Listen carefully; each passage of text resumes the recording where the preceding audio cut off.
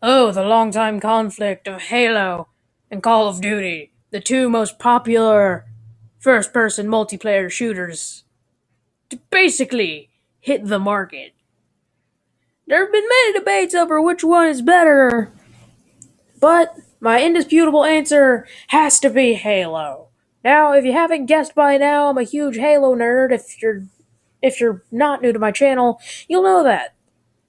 Okay? Halo is the superior game to Call of Duty. Now, honestly, I kind of enjoy Call of Duty sometimes, but really, you kind of get down and think about how unbalanced and basically unfair the whole game is. Take it, or leave it. And first, I'll start with campaign. Now, you basically take a shooter that is shoot the bad guys, which is pretty much both games. It can be fun, just depending if you like shooters or not. If you like shooters, this isn't really a bad thing. But if you don't really typically play shooters, this may be kind of tedious and stupid for you. For obvious reasons. Because you're just shooting the bad guys. But here's the thing with differences of campaign. Call of Duty is a shooting gallery. Halo campaign is a shooting gallery with excellent lore, great set pieces, and differences in enemy type.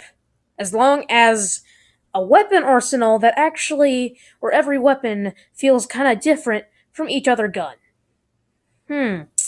Let's hop in.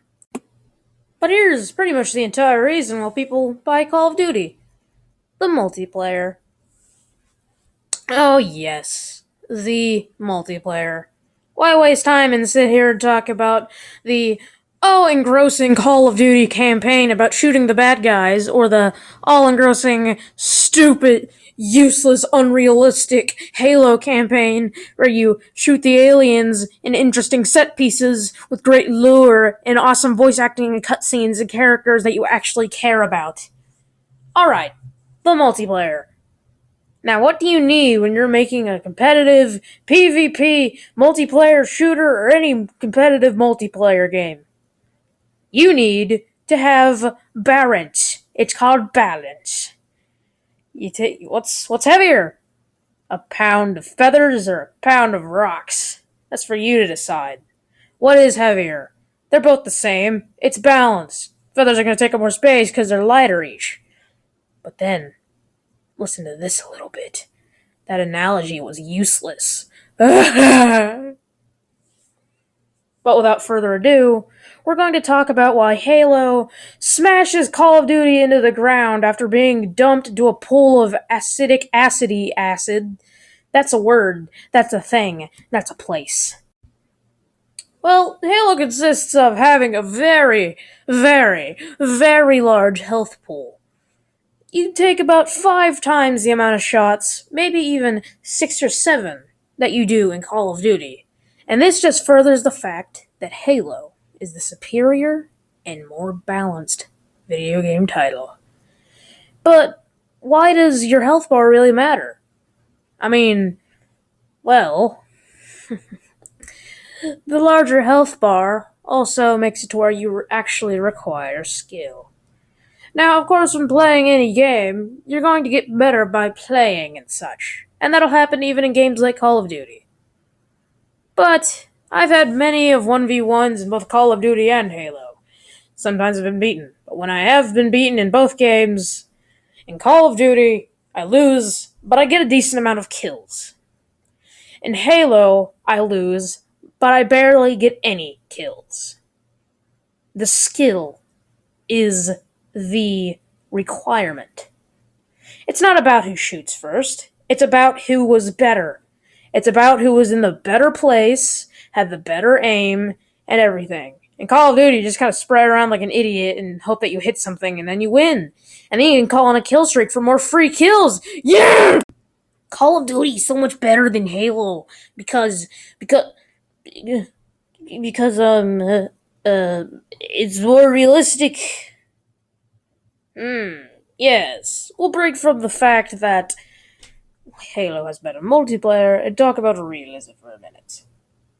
You do realize that the entire premise of video games ever being invented was to escape reality, correct?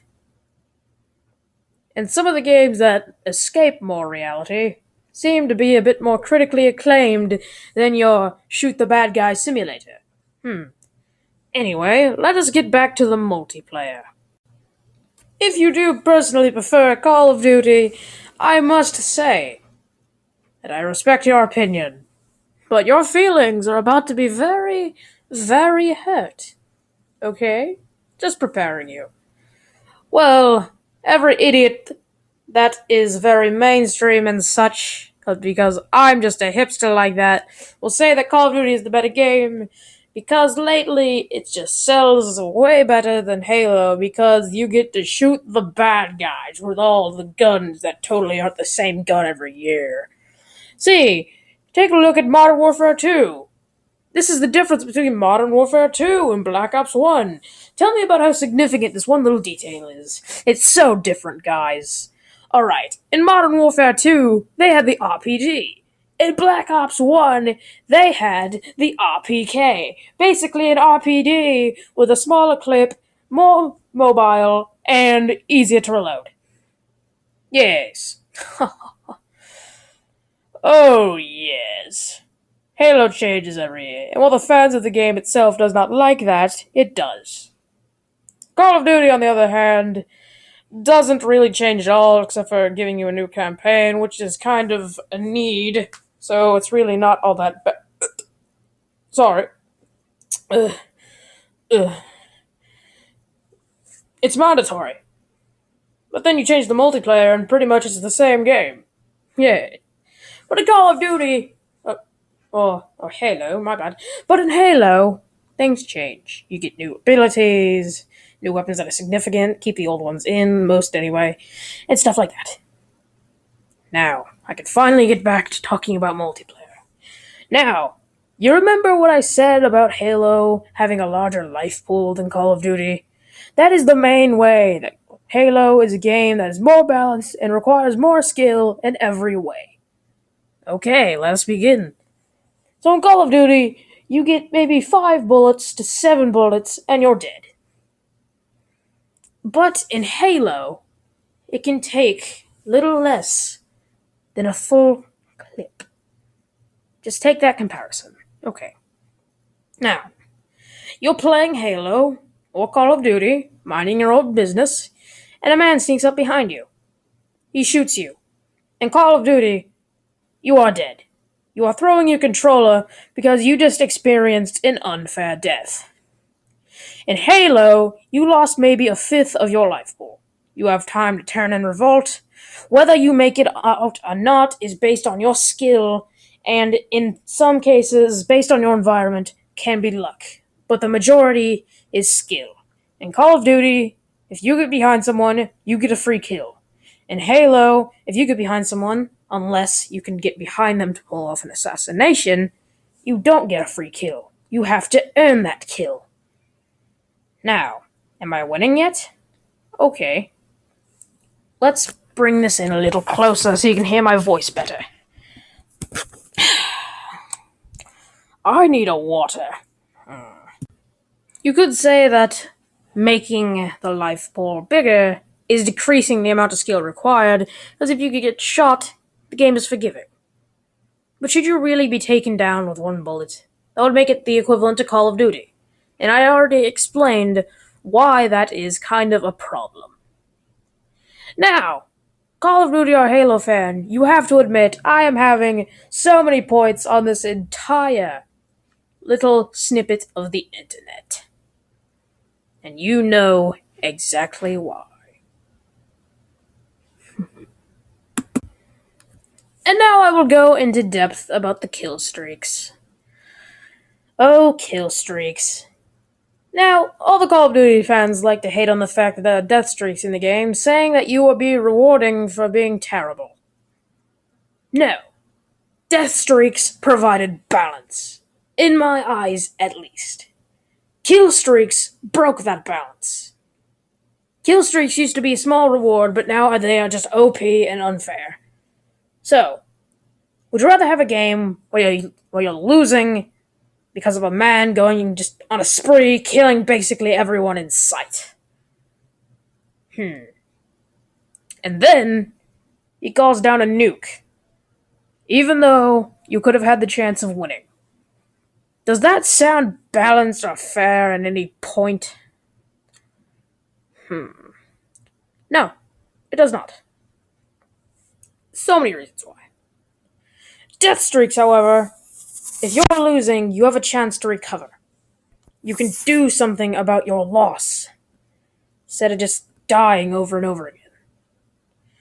What sounds more balanced? I don't know. But you should. Anyway, yes, I believe I've made my points, only some of my points, on why Halo beats Call of Duty with a big stick. I wish you well, you Call of Duty nerds. Stay wet.